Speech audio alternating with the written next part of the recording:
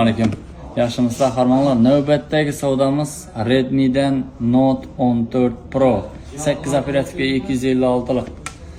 Jalonbek akamiz keldi. Poco so'rab keldi. Poco romandan bunun kuzi qizdi. Aka 1+1 aksiyanda sovg'a berib turibman. Telefondan pulni bo'ldi hisoblashdik. Bu yog'i mod tekin sovg'a. Qani ketdik.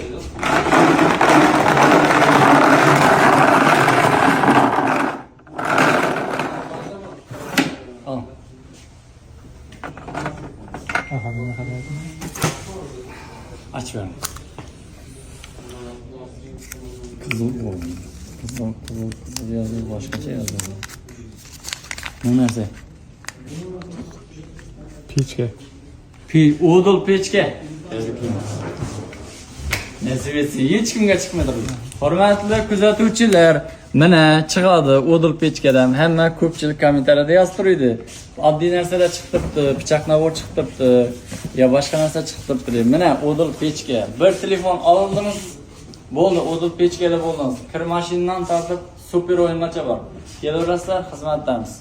Aka fikrlarsiz. Kimlar ağlar oynanglar. Tutun. Bana eshitib keldingizmi, eshitmaganingizmi? Eshitmak kerak. Eshitmadingiz. Eshitmadim. Qanday ta'sirotlaringiz qanday? Kutuvdingiz bunday narsa sovg'acha? Zo'r. Maylisizmi? Nima?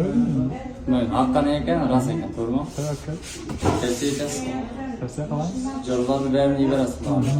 Ovulning barini beraman. Yetib beraman padarsini. Bo'ldi, savdongiz uchun rahmat. Sog' bo'ling, salomat bo'ling. Bizni kuzatishda davom etinglar. Bunday super o'yinlar hali oldim.